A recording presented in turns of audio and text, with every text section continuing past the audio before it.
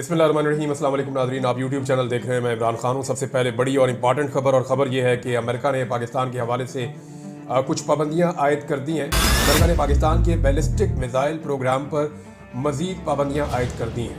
पहले खबर पढ़ देते हैं, फिर आपको बताता हूँ कि ये हमारी वजारत ख़ारजा की कितनी बड़ी नाकामी है। अमेरिका ने पाकिस्तान के बैलिस्टिक मिसाइल प्रोग्राम से मुंसलिक 4 इदारों पर इजाफी पाबंदियों का ऐलान कर दिया है। पाबंदियों का मकसद पाकिस्तान के तवील फासले तक मार करने वाले मिसाइलों की तरक्की पर खदशात के बाद बड़े पैमाने पर तबाही फैलाने वाले हथियारों के फैलाव और उनकी तरसील के निज़ाम को रोकना है। ये पाकिस्तान का जो दूर तक मार करने की सलाहियत है कि पाकिस्तान से हिट करना चाहे मिडल ईस्ट में किसी जगह पे, और सिंपली पाकिस्तान के बहुत सारे जो दिफाई तजियाकार हैं वो ये कहते रहे कि पाकिस्तान के बाद ये कैपेसिटी है कि पाकिस्तान इसराइल तक को हिट कर सकता है या इंडिया के आखिरी कोने तक जो है वो हिट कर सकता है। तो ऐसी चीज़ों को काउंटर करने के लिए ये अमेरिका ने किया है। अमेरिकी महकमा खारजा के मुताबिक जिन 4 इदारों को पाबंदी के लिए नामजद किया गया उनमें पाकिस्तान का नेशनल डेवलपमेंट कम्प्लेक्स शामिल है, जो बैलिस्टिक मिसाइल प्रोग्राम की निगरानी करता है। इसके अलावा affiliates international, Akhtar and sons private limited और रॉक साइट इंटरप्राइज नामी इदारे शामिल हैं, जिन्होंने पाकिस्तान के मिसाइल प्रोग्राम के लिए मुबैना तौर पर मिसाइल और मिसाइल से मुताल्लिक आलात फराहम किए हैं। इन इदारों पर अमेरिका की जानिब से इल्ज़ाम लगाया गया कि ये बड़े पैमाने पर तबाही फैलाने वाले हथियारों के फैलाव में किरदार अदा कर रहे हैं। ये पाबंदियां एग्जीक्यूटिव ऑर्डर 13382EO के तहत लगाई गई हैं, जिसमें बड़े पैमाने पर तबाही फैलाने वाले हथियारों और उनकी तरसील के निज़ाम को हदफ बनाया गया है। ये जनाब खबर है, लेकिन अमेरिका ऐसी कोई पाबंदी इंडिया पे नहीं लगाता। इंडिया के पास हथियार है और बहुत दूर तक मार करने वाले हथियार है।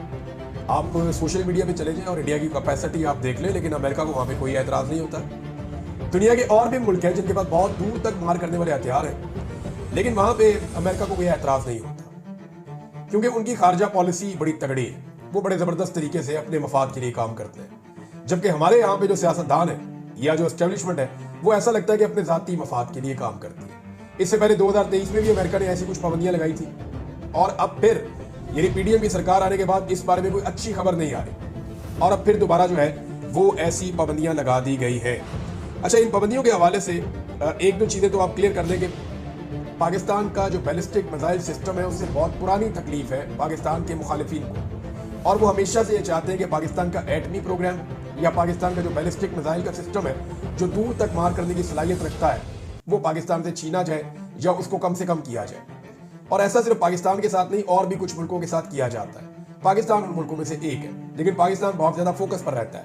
अब मामला यह है कि जो बाइडेन हुकूमत के साथ तो बड़े अच्छे ताल्लुकात बनाए हुए थे मौजूदा एस्टेब्लिशमेंट ने और हुकूमत ने, और इन्हीं ताल्लुकात को बरकरार रखने के लिए, इन्हीं ताल्लुकात को कायम रखने के लिए इमरान खान जैसे पॉपुलर लीडर की हुकूमत को गिरा दिया गया उनकी ख्वाहिश पे। और जब इमरान खान साहब की हुकूमत गिरा दी गई तो उसके बाद पाकिस्तान में जितना जुल्म, जबर, फस्ताइयाँ जो भी किया गया, जो बाइडेन हुकूमत ने आंखें बंद करके इनको खुली छूट दी और ये करते रहे।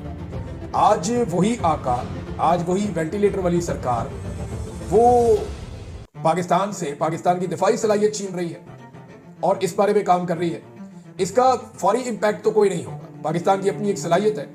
मैं नहीं समझता कि इससे फौरी इम्पैक्ट होगा, लेकिन इन चीज़ों के असरात होते हैं, और ये जो अमेरिका ने किया है ये बड़ा काम है, छोटा काम नहीं है। अब सवाल ये पैदा होता है कि पाकिस्तान के निज़ाम ने या पाकिस्तान की वजारत खारजा ने या पाकिस्तान के वजीर खारजा जो डिप्टी वजीर आजम भी है इसहाक डार साहब, उनकी नालायकी, उनके नकम्मेपन, ये उसकी सजा पाकिस्तान को मिल रही है। पाकिस्तान को सजा मिल रही है ना, कि आप जब भी जाते हैं उनके साथ या तो भीख मांगने जाते हैं या फिर आप जाते हैं इमरान खान को और मुखालिफिन को कुचलने के लिए। तीसरा तो आप काम ही कोई नहीं कहते। मुल्की मफाद में, कौम के मफाद में आपने कौन सा काम किया आज तक? टके का काम आपने नहीं किया। ये जब जाते हैं जी इमरान खान बहुत तंग कर रहा है, सियासी मुखालिफिन को कुचल दो, इंसानियत की तबाहियां फेर दो, सहाफ़ी उठा के गायब कर दो, हर तरह का जुल्म और जबर और फस्तायत इन्होंने की और अमेरिका की मर्जी से की या अमेरिका की आशीर्वाद के साथ की। उन्होंने इनको पूछा ही नहीं, आंखें बंद करके रखी। लेकिन यहां पे उन्होंने इनकी वफादारियों का यह सिला दिया कि पाकिस्तान के बैलिस्टिक मिसाइल प्रोग्राम के हवाले से जो है वो कुछ पाबंदियां आयद कर दी हैं। अब ये नालायकी है, नकम्मापन है। मैंने पहले भी गुजारिश की थी कि पाकिस्तान पर कोई भी पाबंदी लगेगी हम सारे उसकी ना सिर्फ मजम्मत करेंगे बल्कि उसकी मुखालफत भी करेंगे। पाकिस्तान के ऊपर चाहे कोई माशी पाबंदी लगे, चाहे कोई दिफाई पाबंदी लगे, चाहे पाकिस्तान के ऊपर कोई भी पाबंदी लगे, पाकिस्तानी हमेशा उसका दिफा करेंगे और पाकिस्तानी हमेशा उसकी मुखालफत करेंगे। और ये मुतालबा करेंगे कि जिन लोगों ने पाकिस्तान को यहां तक पहुंचाया है मैं इन दोनों चीजों को इकट्ठा कर रहा हूं कि पाबंदी पाकिस्तान पे नहीं लगनी चाहिए, पाबंदी उन नासूरों के ऊपर लगनी चाहिए जिन्होंने पाकिस्तान को यहां तक पहुंचाया। वो चंद इंडिविजुअल्स जिनके फैसलों की वजह से पाकिस्तान यहां तक पहुंच गया, उन पे पाबंदियां लगाए ना। पता करें कौन है पाकिस्तान में जमहूरियत नहीं चलने देता, पता करें कौन है पाकिस्तान के अंदर आजादी इज़हार राय नहीं चलने देता, पता करें पाकिस्तान में कौन है जो रूल ऑफ लॉ को ब्रेक कर रहा है। यानी जितना जुल्म जबर और फसाइयत पाकिस्तान में हो रही है, मौजूदा हुकूमत और उनके सहूलतकार, ये चंद लोग हैं, इनके ऊपर पाबंदियां लगाएं। पाकिस्तान 25 करोड़ लोगों का मुल्क है। ये लोग मुजरिम नहीं है, ना ये लोग गलत पॉलिसियों के हामी है, ना ये लोग जराइम पेशा है। हम सारे पुरअमन लोग हैं। वोट के जरिए से लोग तब्दीली लाने की कोशिश करते हैं। इन्होंने दोबारा कोशिश की थी 8 फरवरी 2024 को, और जब भी एहतजाज करने के लिए आए पुरअमन तरीके से आए, चाहे किसी भी जमात से इनका ताल्लुक है। तमाम पॉलिटिकल पार्टीज कम से कम पुरअमन जरूर रहती है, लेकिन यहां जो कुछ इस मुल्क में हुआ, एक अजीबोगरीब सूरत है जो हम गुज़िश्ता 2.5 साल से देख रहे हैं। तो सदा पूरे पाकिस्तान को देने की बजाय उन इंडिविजुअल्स को देनी चाहिए जो इसके लिए जिम्मेदार हैं। लेकिन देखें ना, आप अंदाजा करें कि पाकिस्तान की सरकार ने जो बाइडन की कितनी खिदमत की है, कितनी वफादारी दिखाई है, और वो अलकाबाद दी और इस तरीके से उनकी खिदमत और खुशामद की है। लेकिन उसके बावजूद जब उन्होंने जाते जाते जो बाइडन ने या उनकी सरकार ने या उनकी एडमिनिस्ट्रेशन ने इनको ये तोहफा दिया जिसका नुकसान पाकिस्तान को होगा। दादी एक खबर और है, वो सोशल मीडिया के हवाले से, और बड़ा रोला पड़ गया पाकिस्तान में कि पाकिस्तान तहरीक इंसाफ के अपने ही लोग जो हैं वो अपने ही सोशल मीडिया के खिलाफ बातें करना शुरू हो गए। सोशल मीडिया पे इसका रिएक्शन भी आ रहा है। जरा मैं चंद चीजें आपके सामने रख देता हूं कि इमरान खान के पास अगर ये सोशल मीडिया ना होता, दो चीजें ना होती, एक सोशल मीडिया और एक ओवरसीज पाकिस्तान। पब्लिक की सपोर्ट तो इमरान खान साहब के साथ है, लेकिन क्या उस सपोर्ट के साथ इमरान खान साहब इलेक्शन जीत गए? क्या उस सपोर्ट के साथ इमरान खान साहब को उनका इक्तदार मिल सकता है? तो इसका जवाब है कि खाली ऐसा नहीं हो सकता। ये सपोर्ट भुट्टो के साथ भी थी, ये सपोर्ट माजी में फातिमा जिन्ना साहिबा के साथ भी थी, लेकिन उन दोनों के साथ क्या हुआ? कुछ भी नहीं हुआ, वो कुछ कर ही नहीं पाए। तो सोशल मीडिया क्या है इमरान खान के लिए, जरा मैं थोड़ा सा आपको बताना चाहता हूं। अगर इमरान खान के बाद ये सोशल मीडिया ना होता ना, तो पाकिस्तानी मीडिया के ऊपर इमरान खान साहब बैन हो चुके थे। ना लोगों को उनकी शक्ल याद होती, ना लोगों को उनकी आवाज याद होती। सोशल मीडिया ने उनके सारे पुराने क्लिप निकाल के लगाए, बल्कि आर्टिफिशियल इंटेलिजेंस के जरिए से उनकी नई आवाज बना के लोगों को सुनाई, और इमरान खान को लोगों के दिलों में और ज़हनों में पूरी तरह से जिंदा रखा। नंबर 2, इमरान खान साहब की तो पेशियां भी बंद कर दी, नजर ही नहीं आ सकते किसी जगह पे, जेल के अंदर ही बंद करके रखा हुआ है। जब से बंद है तब से अब तक ना आवाज है ना तस्वीर है। तो इसको एक कहावत है, आंख उंजल पहाड़ उजल, कि जो चीज आपको दिखाई नहीं देती वो फिर बात खत्म हो जाती है। तो एक और चीज, इंतखाबी निशान भी ले लिया गया था इस पार्टी से। तो सोशल मीडिया था जिसने इंतखाबी निशान मुख्तलिफ किस्म के लोगों को याद दिलाए थे। जब कंपेन पे पाबंदी थी ना पाकिस्तान तहरीक इंसाफ पर, तो सोशल मीडिया था जिसने ये सारी कंपेन चलाई थी। तहरीक इंसाफ की हजारों गिरफ्तारियां हुई, किसी खाते में भी नहीं हो रही थी, ना किसी अखबार में खबर छपनी थी, ना किसी टीवी चैनल के ऊपर खबर छपनी थी। ये तो सोशल मीडिया का कमाल है जिसने एक एक गिरफ्तारी के बारे में बताया, एक एक अगवा के बारे में बताया, एक एक बंदे के बारे में आवाज उठाई, तस्वीरें लगाकर बताया, ग्राफिक्स बनाकर बताया, और ये बताया कि पाकिस्तान के अंदर किस किस्म का जुल्म जबर और फतायत हो रही है, और लोगों को अवेयर किया कि भाई जुल्म का ये लेवल है। ना होता तो कहीं पता ही ना चलता। फिर इलेक्शन की जो तारीखी मुहिम चली है, पाकिस्तान की तारीख में ऐसी मुहिम नहीं चली जो पाकिस्तान तहरीक इंसाफ के लिए सोशल मीडिया ने चला दी है। ऐसी मुहिम चलाई है कि तारीख में इसकी मिसाल ही नहीं मिलती कि बगैर पैसों के खंबे खड़े हुए और इलेक्शन जीत गए। उन्हें पता ही नहीं था वो जीत सकते हैं, और वो 50-50 हजार की लीड से जीत गए। किसी को मिल गया फॉर्म 47 और किसी को नहीं मिला। इंसानी हकूक की बदतरीन खिलाफ वर्जियां, चादर और चार दीवारी का तकद्दुस पामाल किया, खवातीन को अगवा किया गया, बच्चों को अगवा किया गया, टॉर्चर किया गया, सहाफियों को अगवा किया गया, शायरों को अगवा किया गया, लोगों के बयान हल्फी हुए, अगवा बराए बयान हुआ। ये सारी चीजें की गई, जुल्म और जबर का एक बाजार गर्म किया गया। लेकिन पाकिस्तान में तो किसी ने देखा ही नहीं, ना कहीं अखबार में था, ना कहीं टीवी पे था। ये सारा कुछ आपको पता चला कैसे? सोशल मीडिया से। वरना सोशल मीडिया ना होता किसी को पता ही ना चलता कितने हजार बंदे उठाए गए, कितने घरों में छापे पड़े हैं। साथ वाले घर में छापा पड़ता, आपको बातों बात नहीं पता होता। तो सोशल मीडिया ने अवेयर किया पूरे पाकिस्तान के अंदर भी और पाकिस्तान के बाहर भी। फिर जो हजारों गिरफ्तारियां हुई हैं, फिर फायरिंग और लाशों वाला मामला, अगर ये सोशल मीडिया ना होता ना, तो इलेक्ट्रॉनिक मीडिया तो खा गया था सारा कत्लेआम। ये 12 लाशें भी किसी ने नहीं मारनी थी। ये तो सोशल मीडिया को दाद और शाबाश देनी पड़ेगी, उनका शुक्रिया अदा करना पड़ेगा कि आपने बताया कि रियासत ने गोली चलाई, और फिर गोली चलाते हुए दिखाया भी आपने। तो सोशल मीडिया को ये क्रेडिट आपको देना पड़ेगा। अगर वो नहीं होता तो डी चौक का जो साने और कत्लेआम है वो पड़ गया होता है इमरान खान साहब के खाते में। फिर जब सारी पार्टी गैर मुअस्सर थी, लोग इमरान खान को छोड़कर जा रहे थे, तो उस वक्त एक चीज जो हार नहीं मानी वो इमरान खान का सोशल मीडिया था, जो सबसे मौसर था। अगर इमरान खान की सियासत को आज किसी ने जिंदा रखा होगा ना, तो वो सोशल मीडिया ने रखा होगा। इमरान खान की अपनी हिम्मत है, अल्लाह रब्बुल इज्जत का करम भी है उनके ऊपर, लेकिन सोशल मीडिया की ताकत से आप इनकार नहीं कर सकते।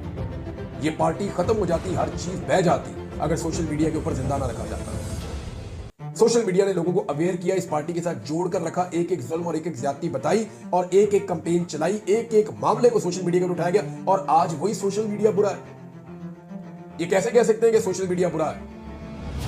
मैंने एक चीज नोट की है कि जितना जुल्म बढ़ता है, सोशल मीडिया का रिएक्शन उतना बढ़ता है। जितना जुल्म कम होता है, सोशल मीडिया का रिएक्शन उतना कम होता है। ये दोनों चीजें एक दूसरे के ऊपर डिपेंडेंट है, इंडिपेंडेंट नहीं है। ऐसा नहीं है कि लोग पागल थोड़ी है कि उठते हैं और उठ के सुबह होती है गालियां देना शुरू करते हैं और शाम तक गालियां देते हैं और शाम को गालियां देकर सो जाते हैं। नहीं। गोली क्यों चलाई, ये सवाल जब उठा तो उससे पहले गोली चल चुकी थी। अगर गोली ना चलती तो ये सवाल ही ना उठता कि गोली क्यों चलाई।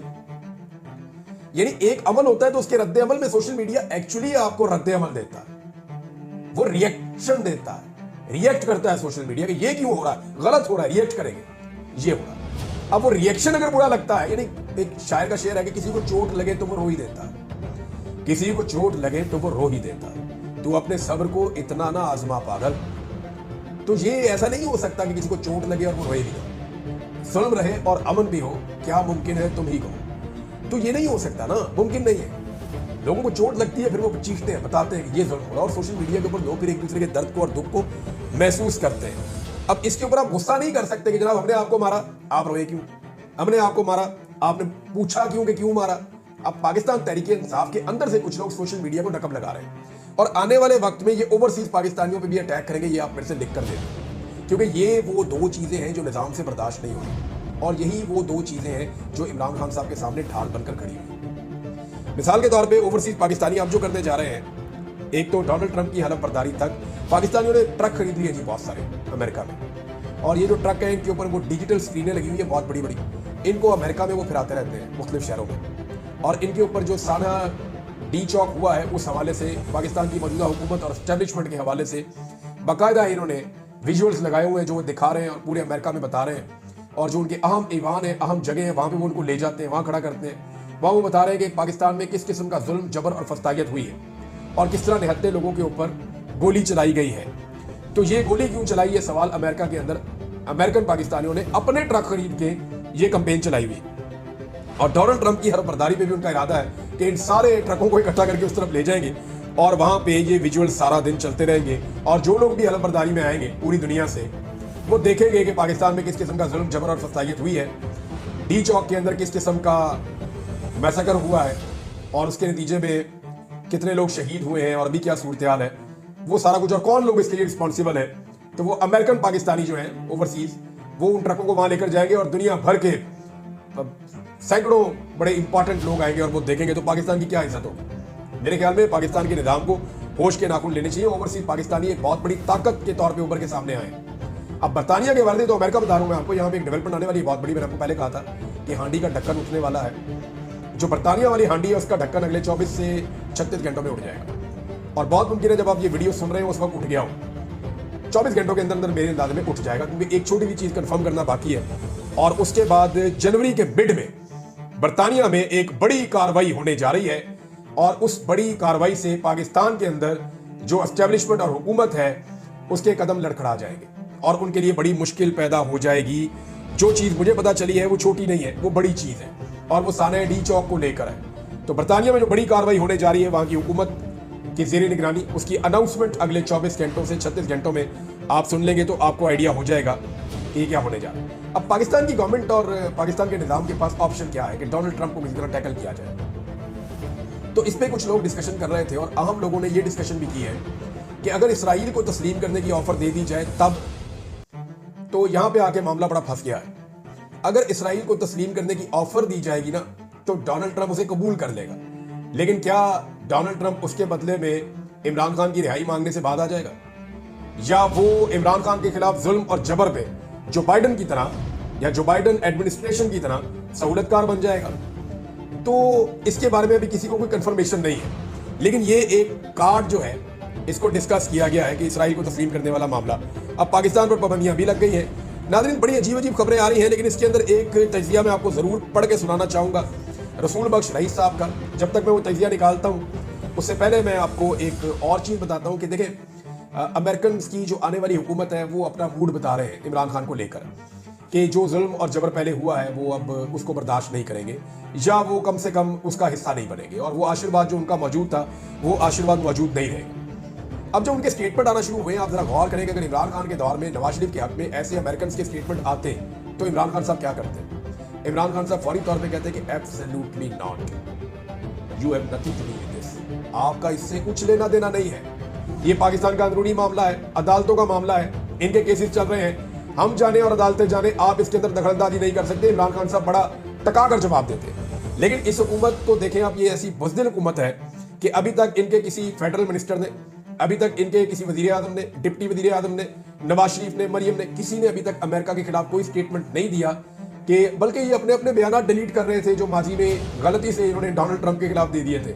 तो ये बुज़दिल लोग हैं, ये ऐसा नहीं करेंगे, बल्कि ये मार्जिन क्रिएट कर रहे हैं। इवन वजीर दिफा पाकिस्तान का जो है वो ये कहता है कि जब अमेरिका हमसे रब्ता करेगा तो फिर हम मुल्की मुफाद में फैसला कर देंगे।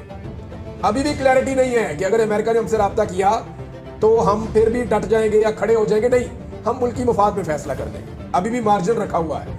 ये बुज़दिल है, इनकी उस तरह से सोच नहीं है जैसे इमरान खान साहब की सोच के अंदर क्लियरिटी थी। नाज़रीन, रसूल बख्श रईस साहब जो है वो पॉलिटिकल साइंस के प्रोफेसर हैं और बहुत शानदार पर्सनैलिटी है। मैं उन्हें गुज़िश्ता लगभग 18 साल से जानता हूँ, 18-20 साल हो गए मैं उन्हें जानता हूँ, और इनका पाकिस्तान की सियासत के ऊपर बड़ा शानदार तजिया होता है। ये बच्चों को पढ़ाते हैं पॉलिटिकल साइंस में और पाकिस्तान की सियासत के तमाम उतार चढ़ाव को बहुत अच्छे तरीके से देखते हैं और एनालिसिस करते हैं। इनके चंद जुमलों में बहुत सारी बात समझ आ रही है और ये बड़े गौर से सुनने वाली बात है।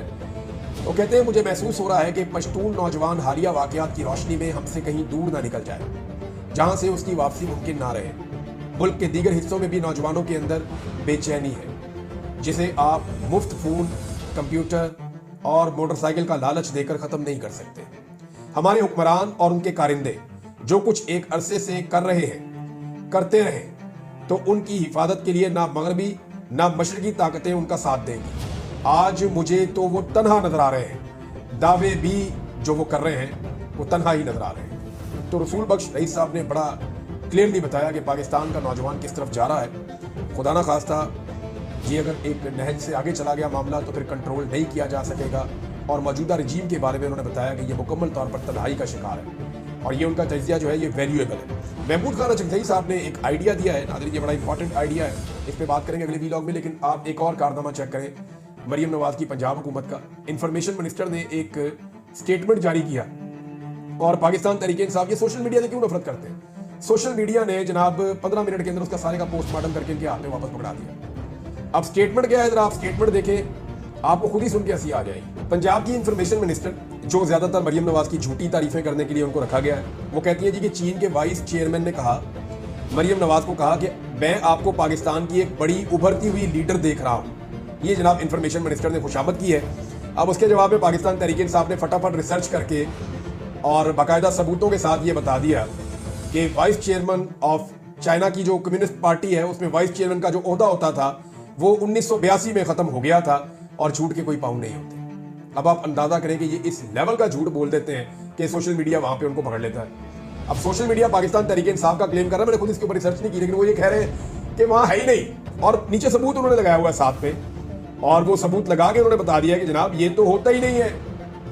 चीन के अंदर तो ये ओहदा 1982 में खत्म कर दिया था, 1982 में, यानी ये तो कैलेगरी फॉन्ट वाला काम हो गया कि वो फॉन्ट बना ही नहीं और उसके ऊपर जो है वो एक जारी भी हो गया एक लेवल। तो इसी तरह जनाब यहाँ पे एक ओहदा है ही नहीं, उस ओहदेदार ने इनको लीडर भी बना दिया। अजीबो गरीब इनकी कहानियां। अब तक के लिए इतने, अपना ख्याल रखिएगा, अपने चैनल का भी अल्लाह हाफ़िज़।